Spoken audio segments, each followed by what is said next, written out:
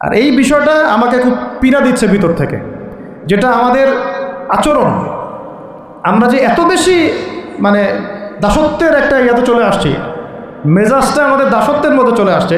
আমরা শত্রুর চোখে চোখ রেখে কথাই বলতে পারি না। শত্রুর চোখে চোখ রেখে কথা না বললে তো সে আমাকে দাম দিবে না। কই, সে তো চায়নার সাথে এসব ডিল করতে পারে না, সে তো ইভেন পাকিস্তানের সাথেও তো পারে না।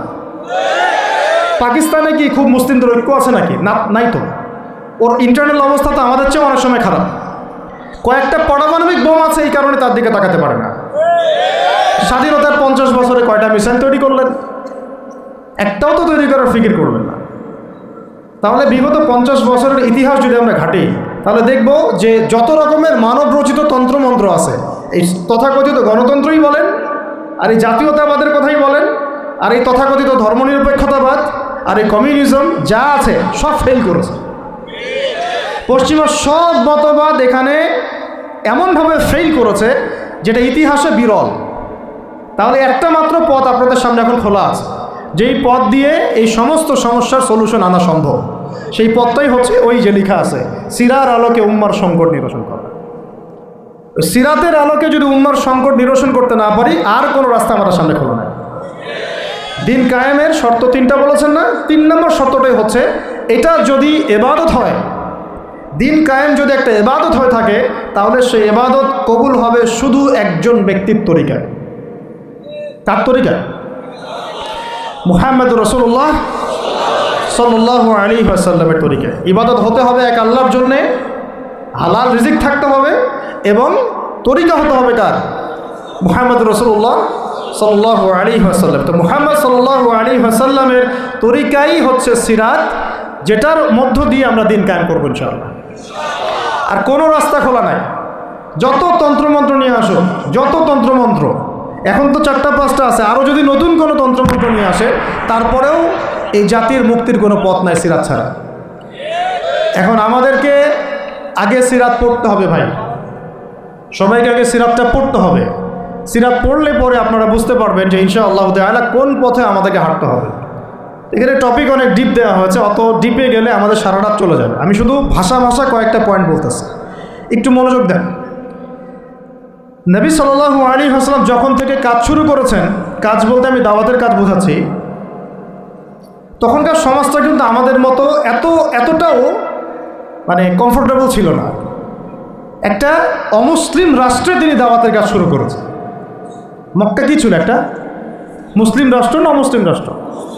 অমুসলিম একটা রাষ্ট্রে তিনি অ্যাজ এ নবী তার দাওয়াতের কাজ শুরু করেছেন। সুবহানাল্লাহ।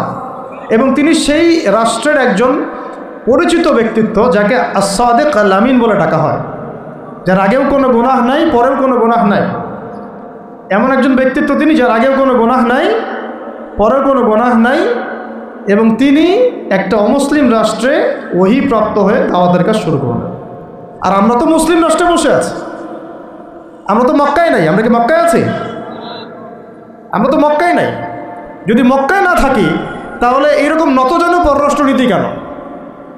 আমরা যদি মক্কার মতো পরিবেশে না থাকি, তাহলে এত নতজন পররাষ্ট্রনীতি কেন? তাহলে ভারতের মধ্যে আমাদের যে মুসলিম ভাইরা আছে, তারা কি করবে? তাহলে ভারতে যে মুসলিম ভাইরা আছে, তারা কি করবে? তারা কি ওদের পা ধরে ইয়ে করবে, সালাম করবে? হিন্দুদের পা ধরে সালাম করবে? বলেন তো। আমরা তো একটা মুসলিম রাষ্ট্রে আছি, তো মুসলিম রাষ্ট্রে থাকতে এত নতজনু পররাষ্ট্রনীতি কেন?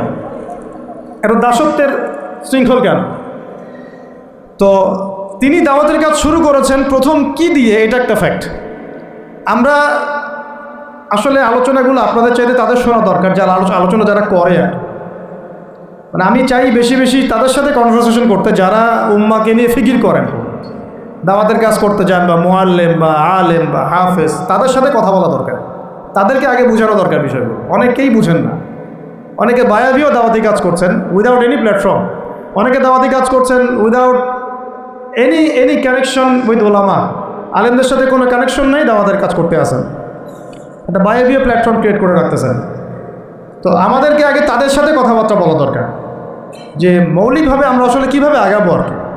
প্র্যাকটিক্যাল কথায় আসেন। এই যে আমরা এতগুলো কথা বলছি না, আমি আপনাদেরকে পুরো পথ পদ্ধতি এখানে গিলায় খাওয়াই দিতে পারবো, কিন্তু বিশ্বাস করেন গিলে খাওয়ার পরে আপনি কিছুই করতে পারবেন না। কেন পারবেন না? আপনার কোনো অ্যাসোসিয়েশন নাই, কোনো ফাউন্ডেশন নাই, কোনো সংগঠন নাই, কোনো রাজনৈতিক ক্ষমতা নাই, কোনো রাজনৈতিক দলও নাই, রাজনৈতিক কোনো অ্যাপ্রোচও নাই। কিন্তু একটা সেকুলার রাজনৈতিক দল আপনার চেয়ে ভালো ফিল্ড ওয়ার্ক করতে পারবে, কারণ তার চেইন অফ কমান্ড আছে। আমাদের তাওহীদপন্থীদের কোনো চেইন অফ কমান্ডই নেই। বলে আসতেছি বিগত 5 বছর 10 বছর থেকে একই বয়ান, মাথায় ঢুকে না জিনিসটা। চেইন অফ কমান্ড বলে একটা কিছু আছে, যেখানে একজন আমির নাই, যেখানে একজন ইমারা নাই, একটা আমির নাই, আস-সামউ ওয়া তাআ নাই, বায়আ নাই, যেখানে শুনলাম মানলাম আনুগত্য করলাম, আমির মামুর জামা ইমারা এগুলো নাই, সেখানে তো চেইন অফ কমান্ড আসবে না। তাবলিগ জামাত কাজ করছে না? করছে কি না? একটা শুরা পর্ষদ আছে না, শুরায়ে নিজামি আছে না, আমির আছে না, কাজ করতেছে, ফলাফল পাচ্ছে মাশাআল্লাহ। জামাত ইসলাম কাজ করছে না? একটা চেইন অফ কমান্ড আছে, প্রত্যেকটা জেলায় জেলায় শাখা আছে, তারা তাদের উপরের লেভেল থেকে কোনো ডিরেকশন আসলে সেটাকে রুট লেভেলে বাস্তবায়ন করছে। তারপরে ধরেন যে ইভেন এই যে আওয়ামী লীগ চলে গেল, তার একটা চেইন অফ কমান্ড ছিল না? ছিল কি না? উপরে যে বলতো জঙ্গি, নিচের ওই ব্যক্তিও বলতো হ্যাঁ এই জঙ্গি, এমন একটা চেইন অফ কমান্ড ওদের ছিল না? এখন বিএনপি যারা রাজনীতি করতেছে ওদের নাই? আছে। এখন আপনি বলেন যে ইসলামপন্থীদের রাজনৈতিক দল কয়টা? একটা আছে আমাদের শাসনতন্ত্র, একটা হচ্ছে হেফাজতে ইসলাম, আর কি হেফাজতে ইসলাম তো আসলে কোনো রাজনৈতিক ব্যাকগ্রাউন্ড থেকে আসে না, এটা এসেছে, আপনারা তো জানেন হিস্ট্রি, কোন প্রেক্ষাপটে এটা তৈরি হয়েছে, শাপলা চত্বরে ঘটনা, তাই না? আর জামাত ইসলাম।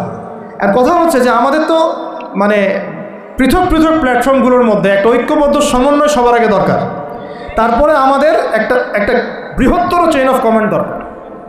তখন কি হতো যে উপর থেকে একটা কিছু ছেড়ে দিলে একদম নিচ পর্যন্ত আসতে সময় লাগতো না।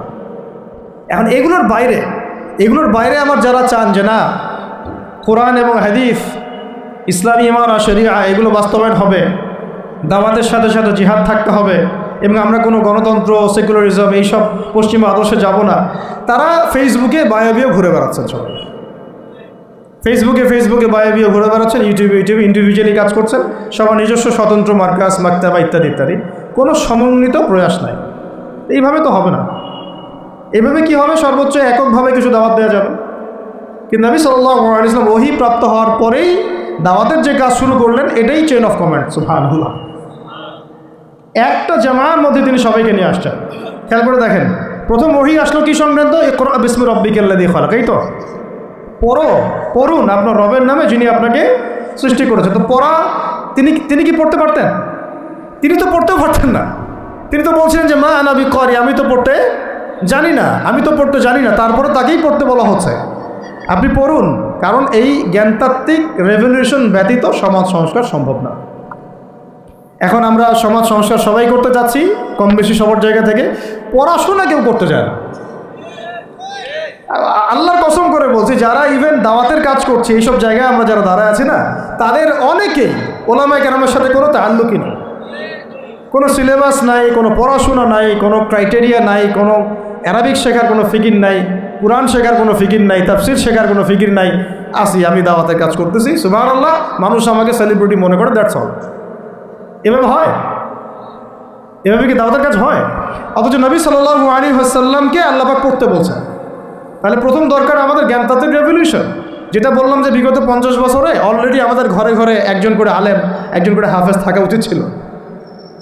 এটা বিগত 50 বছরের শিক্ষা সিস্টেমটা এমনভাবে সাজানো হয়েছিল যেটা একটা ধর্মনিরপেক্ষ শিক্ষা সিস্টেম। এটা এই যে একটা ছেলে বসে আছে 30 বছর বয়স, ওর তো অধিকার ছিল যে সে এসএসসি, এইচএসসি, অনার্স মাস্টার্স লেভেলে এসে কোরআনের অর্থ করার যোগ্যতা অর্জন করবে। এটা তার রাইটস ছিল অ্যাজ এ মুসলিম কান্ট্রির একজন সিভিলিয়ান হিসেবে।